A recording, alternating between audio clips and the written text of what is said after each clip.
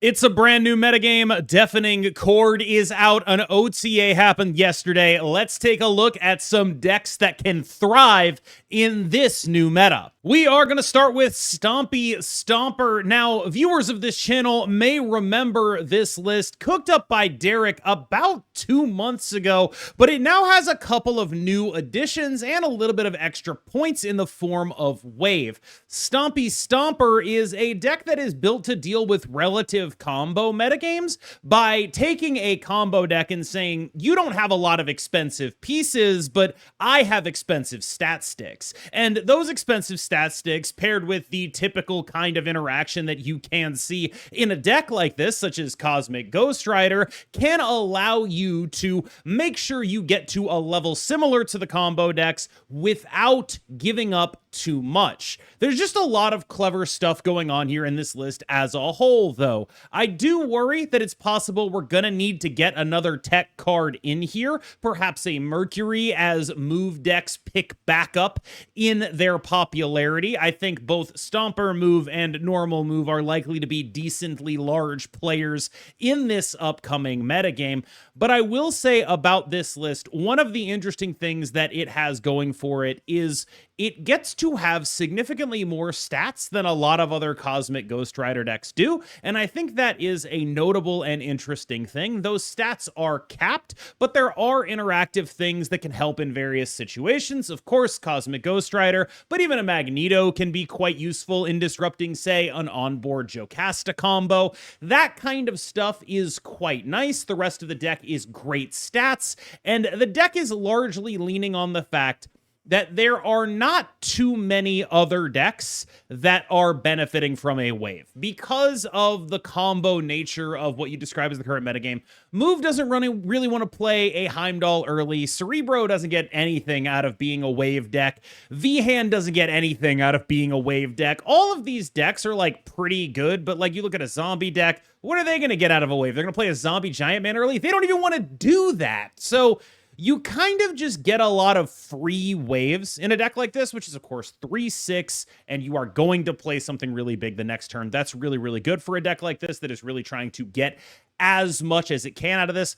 The card I want to highlight in here, though, I guess there are two. The first is Ezekiel Sims. Great way to turn on Superior Spider-Man. Ezekiel Sims, Superior Spider-Man is on the entire rest of the game. And Superior Spider-Man is the other card that I think is worth talking about here. There are a couple things going on here. The first is you get to go 6 into 6+1 when you have that card, which is pretty good for a deck with a curve level this high when you aren't waving. And that one is very often going to be Miles Morales. So this gets to be a deck that has a lot of big time output later in the game and multiple ways to ramp in a shell that otherwise doesn't really have access to ramp and thus doesn't really have access to all of that top end beef. Now, it is still a deck that is going to be reliant on a couple of tricks. Magneto tricks, Cosmic Ghost Rider tricks. If you're playing against something that manages to go over the top of that or beat it or just generally hide its power from that kind of stuff, you can end up in a ton of trouble. You are still a fundamentally mid-rangey deck, but you are one that I think is well constructed for this current metagame. I did a video on Victoria Hand pretty recently where I bemoaned the lack of cheap tech cards and praised the amount of good a one-drop in this deck does. Deafening Chord is solving for both of those things. It is a cheap tech card, so I don't have to play Quake, and it allows me just a little bit more interaction here. Is it the world's greatest card? No, but it is exactly what the doctor ordered in a deck like this, because this deck cares so deeply about hand management with so many different ways to put cards in your hand. What you need as much as you can get of is interaction that wants to be played proactively and wants to be cheap, and that is what you have access to here. I think that this is a big boost to Victoria Hand's capabilities just by virtue of it being a significant improvement over the Quake slot in this deck. Is it the greatest card ever printed, Deafening Chord? No, I don't think it is, but I do think it is really, really good by virtue of being really, really cheap. In a deck like this that has so much card generation in it, managing your hand is really difficult. Having options to manage your hand while also interacting with your opponent is a really powerful thing to have. This might be, with the addition of Deafening Chord, the best Shadow King deck in the game. There is a ton going on here. It is an incredibly safe pick, an incredibly powerful pick. This could represent a genuine, serious upgrade in Victoria hand, levels of play and also levels of power. Now, why is Deafening Chord so good? Because it is a roadblock that you throw in front of your opponent very cheaply, and you, unlike a lot of other decks, are not meaningfully punished for using a deck slot on this. Victoria hand has more deck slots that want to be devoted to potentially repeatable air cards than anyone else, because of the nature of the deck. This is a deck that plays Hood Misery. This is a deck that plays Moon Girl. This is a deck that plays Frigga, which means what you want alongside focusing on copying and duplicating your powerful stuff is to fill up your curve with other things as you do it that exit your hand easily so you do not overfill and you are able to get the right stuff copied with your Moon Girl and you are still able to draw cards. This deck loves everything about Deafening Chord. More than I think decks that are looking to do like sort of things that you would expect to be much better with Deafening Chord, like werewolf and zombie stuff. This deck loves Deafening Chord because it was effectively an 11-card deck before this. With all due respect to Quake, there is a reason that no other deck was reasonably playing her, and it's because all of those other decks could much more easily afford a better and more relevant tech card as long as they were willing to move up the curve, such as Mercury or Cosmic Ghost Rider.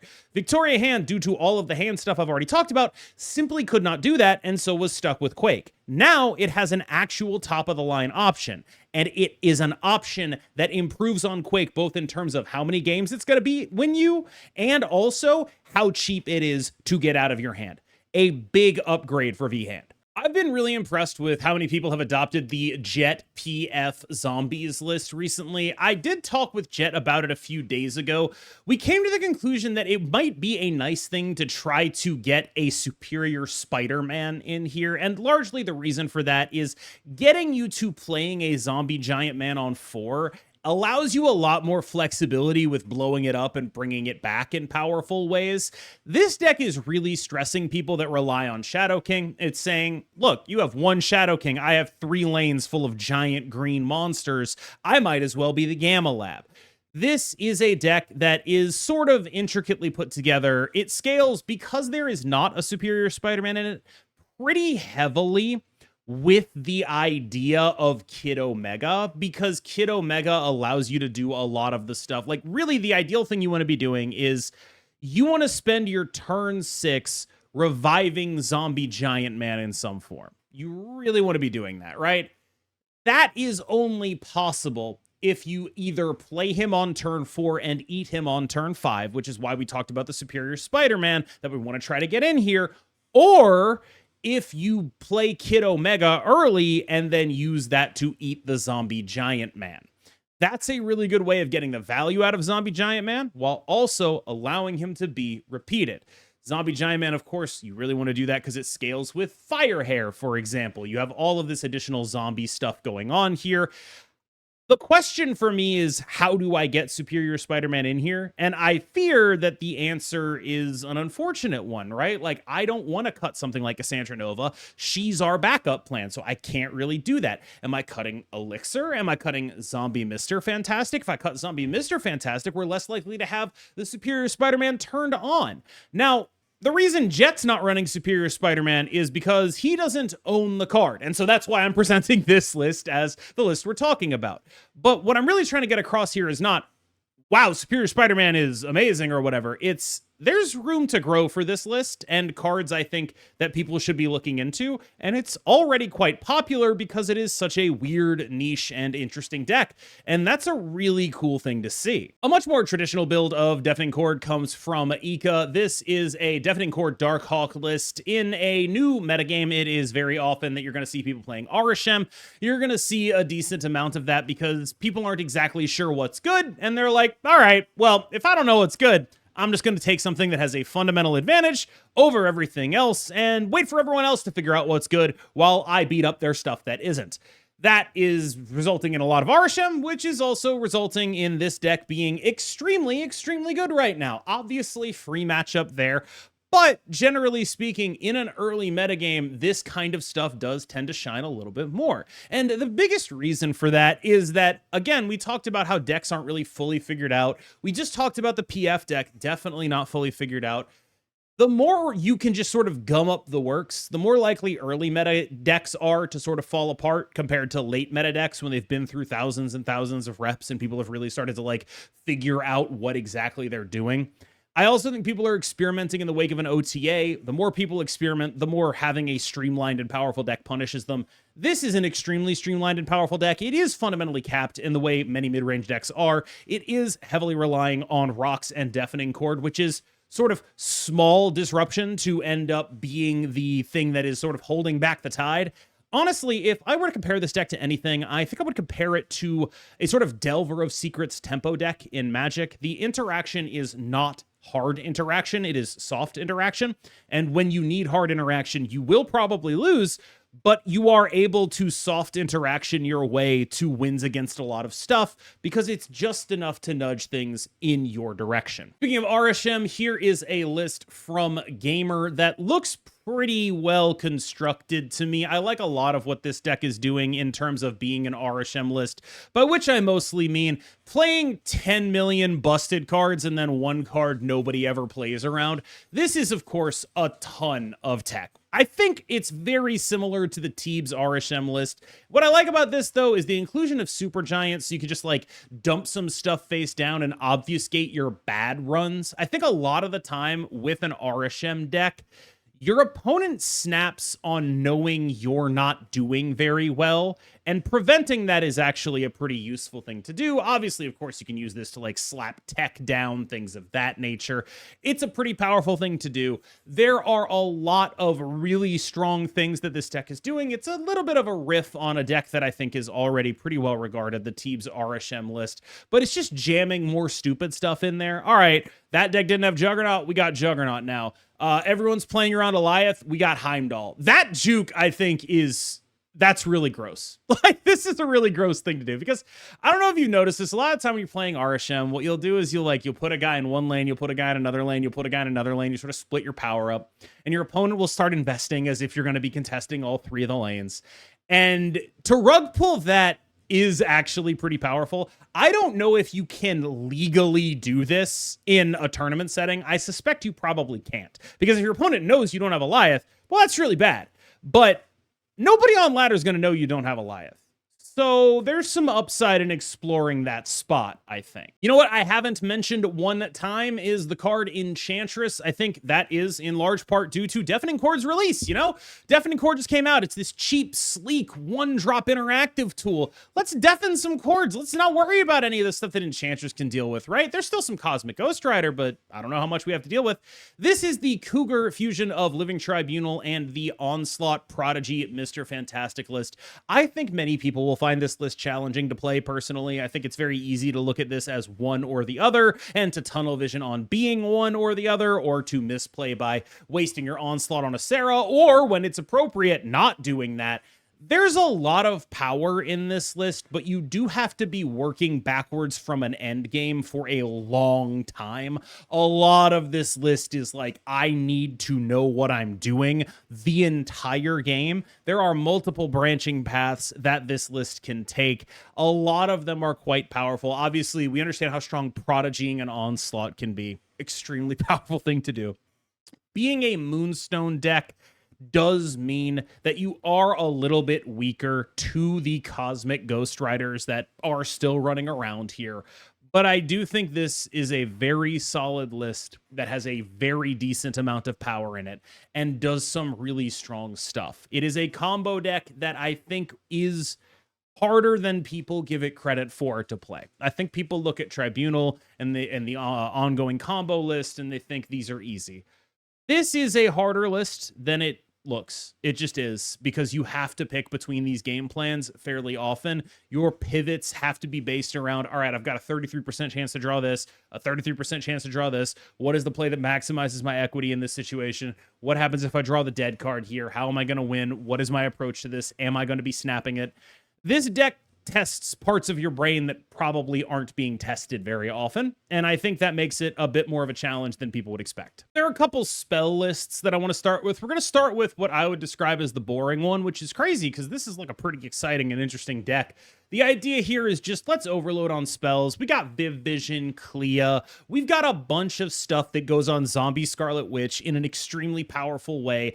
Is this a little bit overloaded on that stuff? Yeah, I mean, I would say it is probably overloaded on that stuff. But you haven't lived until you do like Viv Vision and then you get your Horde there and then you play like 3 spells on the lane that the Zombie Scarlet Witch is in. That's crazy stuff. When you Prodigy a Zombie Scarlet Witch, that's crazy stuff. Like, there's just a lot of really cool things going on here that I think are really interesting. Obviously, the fact that Deafening Chord exists is a big boon for this deck. Like, I really can't overstate Deafening Chord. Is it the greatest card ever? No, but again, to use a Magic analogy, it's sort of like Mana Leak.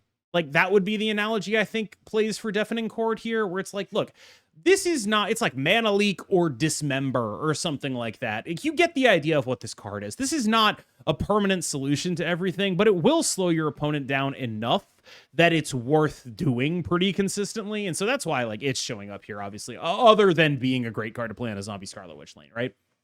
This deck has a ton of ability to output points. It's not particularly sneaky. Like it's really just like, big guy in a Juggernaut. Juggernaut and some spells. That's what I'm doing. And you really aren't fully invested in like doing a bunch of stats in the way that you probably want to be. But there's enough here that I think this is a reasonably interesting direction to take the deck.